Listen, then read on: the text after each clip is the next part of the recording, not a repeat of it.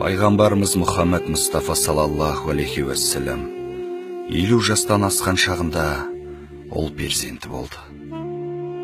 Қуанышы ішіне сыймай шаттанды, көп шүкір дұғалар жасады. Баласы 7 күндік болғанда ақиқа жасап, ұлым Ибрахимдей тақуалы болсын деп, ұлына Ибрахим деп есім қойды. Осы ұлы 5-6 жасқа келген уақытында қатты сырқаттанып қалды. Пайғамбарымыздың салаллаху алейхи вассаламның көңілі болмай, үйінен сыртқа шықпай, тек дұға жасай берді. Я Алла, ұлыма шипа бер. Я Алла, ұлыма шипа бер деп отырған кезде терезеден далаға көз түсті. Баласы Ибрахим соғып далаға асырсап жүгіріп шықты. Пайғамбарымыз салаллаху алейхи вассалам қуанып кетті де, я Алла, өзіңе сансыз шүкірлер болсын, дұғамды қабыл етіпсің деп шүкір дұғасын жасады. Сол сәтте Жебірейіл періште Аллахтан уахи әкеліп, пайғамбарымыздың арқасына басын қойып, жылай бастады. Пайғамбарымыз салаллаху алейхи вассалам, о Жебірейіл, неге жылап жатырсыз? Қияметтің хабары келіп қалды ма деп сұрады. Жебірейіл жылап, жоқ Расулалла, сіз балам сырқатынан айықты деп қатты қуанып жатырсыз. Ұлыңызды қатты жақсы көресіз ғой, иә деді. Пайғамбарымыз, иә Жебірейіл, мен расында да оны қатты жақсы көрем деді. Жебірейіл періште, я Расулалла, менің артымнан кімнің келіп тұрғанын білесіз бе деді. Пайғамбарымыз, кім келді деді. Жебірейіл, менің артымнан жан алушы періште Әзірейіл келіп тұр. Бүгін ұлыңыздың жанын алады. Аллах сізге ешқашан ұл перзент бермейді екен. Ұлыңызды сізден кейінгі адамдар пайғамбар деп шатастырып алмас үшін. Бір жүрекке екі махаббатқа орын жоқ. Не үмметіңіздің жанын таңдаңыз, не ұлыңыздың жанын таңдап құрбан етіңіз деді. Пайғамбарымыздың бүкіл өне бойы тітіркеніп кетті. Я Раббым, қартайған шағымда бұл қандай сынақ деп көзінен жас парлап отыра кетті. Жебірейіл де жылап тұрып, я Расулаллах, барлық періштелерге қол көтертіп қойдым. Өзімде дұға жасаймын. Келіңіз дұға жасайық. Ұлыңыз сіз дүниеден қайтқаннан кейін жанын алсын деп дұға қылайық. Аллах қабыл етеді деді. Пайғамбарымыз жылап, ей Жебірейіл, мен ұлымның өмірін сұрағалы жіберген пайғамбар емес едім деді. Үмметім, ей Алла, үмметім деп пайғамбарымыз жылап отыра қалды.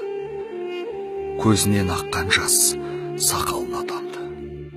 Мақұл, мен үмметімді таңдадым. Ұлым үмметімнің орнына садақа болсын. Егер барлық періштелер қолдарын көтеріп тұрған болса, дұға жасасын. Мен де дұға жасайын. Сіз де дұға жасаңыз, Жебірейіл досым. Ұлымды үмметімнің орнына садақа еттім. Аллахты қала үмметтеріме діндар перзент бердің, я Раббым деп жылап тұрып пайғамбарымыз дұға жасады. Сонда Расулалла, ұлыммен қоштасып алуға рұқсат берілеме деді. Жебірейіл періште, Әзірейіл періште сізден ұялып кірмей, сіздің рұқсатыңызды күтіп тұр. Расулалла далаға шығып қараса, Ибрахим сахабалардың балаларымен асырсап ойнап жүр екен. Солардың ішінде ең сүйкімді бала өзінің баласы болып көрінді пайғамбарымызға. Расында да көркем мінезді, ең әдепті бала еді.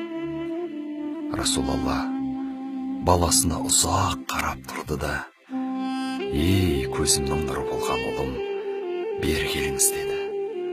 Баласы жүгіріп келді.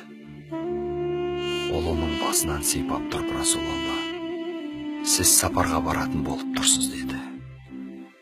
Олай болса, мен жаңа киімдерімді киіп алайын деді. Расулалла жылап тұрып, жоқ, киім керек болмайтын, дүниені қажет етпейтін жаққа кетуіңіз керек болып тұр.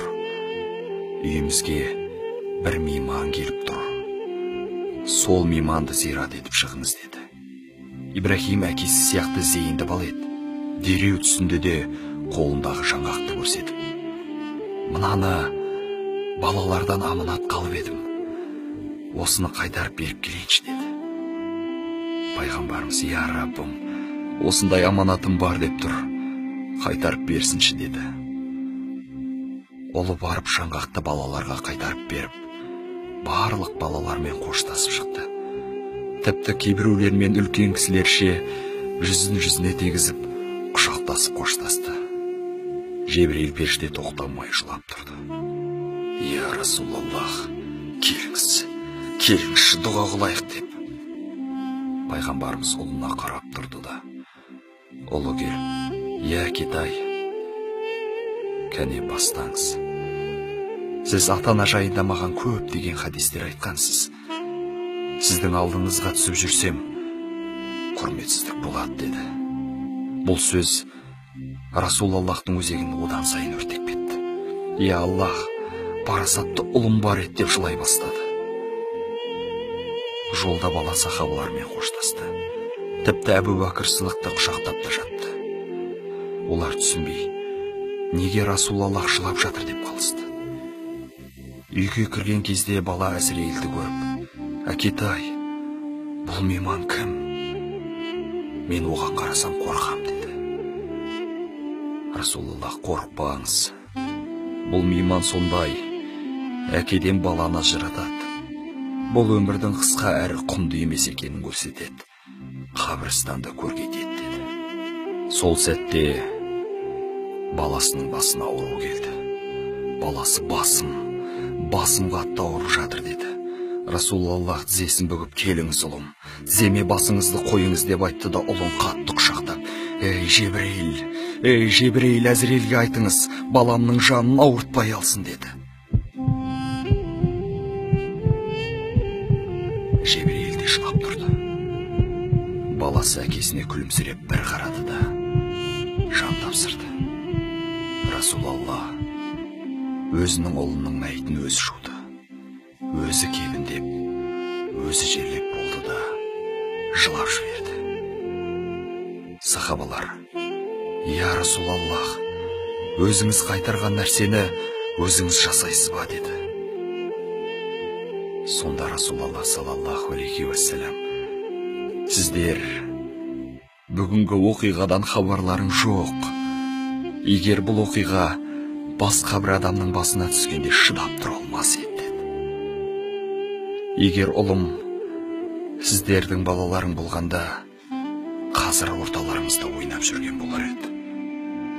Міне сондықтан пайғамбарымыздың аты аталған кезде міндетті түрде салаллаху алейхи уассалам деп салауат айтуды ұмытпаңыздар».